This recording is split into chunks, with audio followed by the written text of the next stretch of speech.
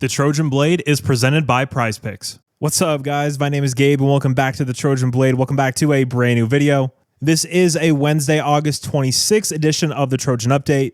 It's San Jose State week. We're playing week 0, got a game in a few days, and I cannot wait. In today's video, we got some schedule updates, an update on Jakeem Stewart, some rotation and depth chart updates as well. These will definitely be meatier in the future when we have more to talk about and more to get into, but we'll do what we can with today. Now, if you're a fan of USC football, there's no better place to be this season. We're going to have everything covered for you here on the Trojan Blade. Uploads at a minimum 6 days a week. All of the latest updates, game recaps, game previews, injury news, everything is going to be covered here on this channel. So please subscribe, like the video, leave a comment to help out the algorithm. There's no word from the sponsor in this one. All I do ask is that you click that link down below in the description and subscribe to my second channel. We are so close to 1,000 subs, and when you hit 1,000 subs, you get to monetize it. I got family to take care of, bills to pay. Obviously, a very big deal. So if you could subscribe to that channel for me, I would greatly appreciate you. All right, but getting into the update, Ryan Karchi from the LA Times says, standout USC sophomore defensive tackle Jakeem Stewart will not play this week against San Jose State with a foot injury. Riley said he thinks Stewart will be back the next week against Fresno State. It's certainly not long-term, Riley said. Yeah, Jakeem's not playing against Fresno, man. There's no way. You'd be an idiot to play him against Fresno State. I'm sorry. Rutgers is when he should make his season debut. Put him in bubble wrap. We don't need him these first 3 games. Let him rest. Let him recover. Foot injuries are so hard to get feeling right. So hard to be pain-free. And I doubt he'll be pain-free ever this season. But you can help that. You can minimize it. Don't play him against Fresno State. There's no reason we need to be doing that. Zero. So with a foot injury like that, if Lincoln decides to throw Jakeem out there against Fresno State and Louisiana, I honestly just don't even know what to say to that. That's on him, I guess. But yeah, we won't see Jakeem this week. We're going to be fine. Instead of 13 sacks, we're only going to get 11 or 12. Yeah, we'll be just fine. Again, from Ryan Karchi, he says USC will start Tobias Raymond at center. Coach Lincoln Riley confirmed on Trojans Live. Raymond has previously started at guard and at tackle. Yeah, so this was the obvious move. Even if you didn't have the spring reps for Tobias at center, he's the most natural fit there. This is going to be a very athletic center compared to the teams we're playing against. I know the centers don't play against each other, but you know what I mean. And as good as Tobias is in the run game and getting out in space and being mobile, this is a massive upgrade from Killian O'Connor. Now, where it's not is and I guess we don't know for sure if it's an upgrade or not. You would just assume it isn't because of Killian's experience at the center position. But the cerebral side, calling the game, making the calls, making sure everyone's where they're supposed to be and going where they're supposed to go. That's a very important job. Oh, and snapping the football. Very important as well. Some quarterbacks are very particular with how they want the ball snapped. Other quarterbacks don't give a shit. So all those little things, all those little kinks need to be worked out.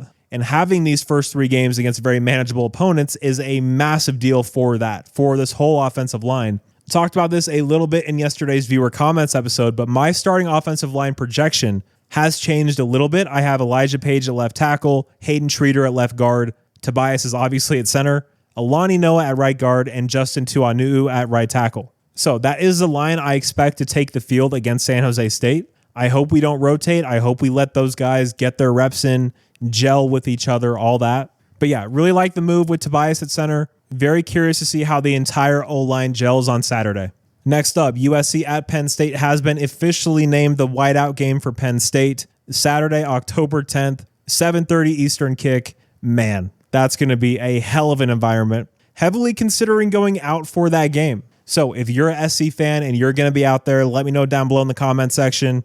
All the Penn State fans on Twitter have been awesome. I got so many DMs, invites to tailgates, to cookouts. I do not plan on participating in the Dan Lanning special and hitting up Pablo Plejkabar and really experiencing the whiteout in the purest form possible. Don't think I'll be going that hard in the State College, but we'll see.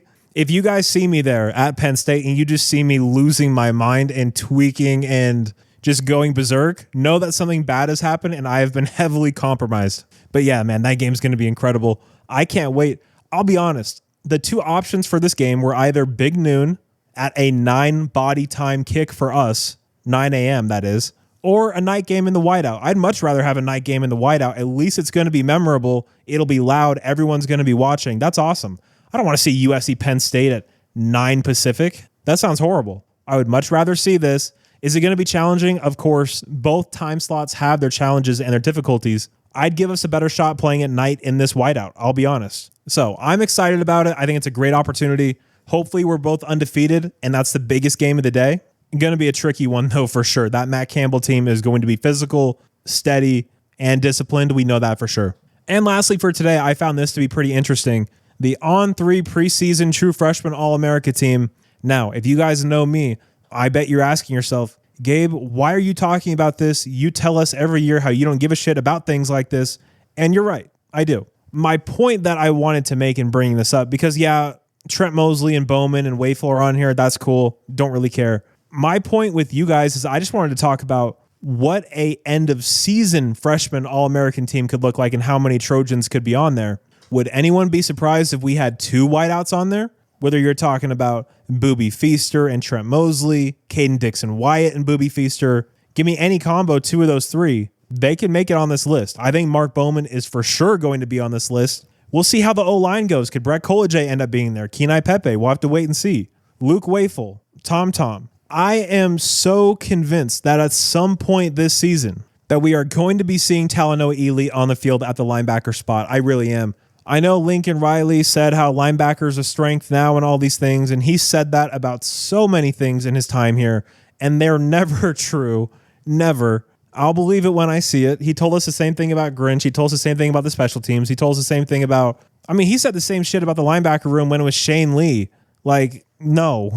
Just no. So Talanoa Ely could for sure be on there. How about Rock Hill? Elbert Hill, the corner from Cleveland. Like, man, if Matt Reardon is a pure passing down defensive back, and he's out there playing the deep safety in cover 1, he's out there playing robber, he's out there just being around the ball, playmaking, and he ends up with 3 or 4 picks, because that could happen if you're out there on pass downs only. He could be on this list as well. We could be talking about so many Trojans at the end of the year are true freshman All-Americans.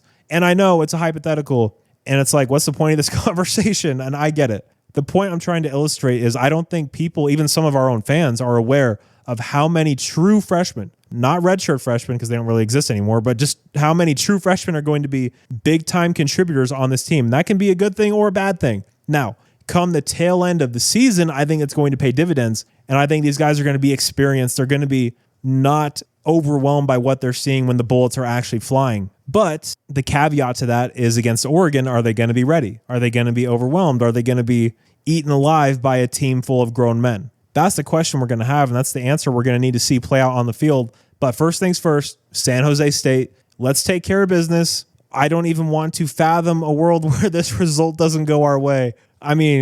God forbid if that happens. I think it's fair to say that's tarmac time, but it's not going to happen. We're going to be just fine.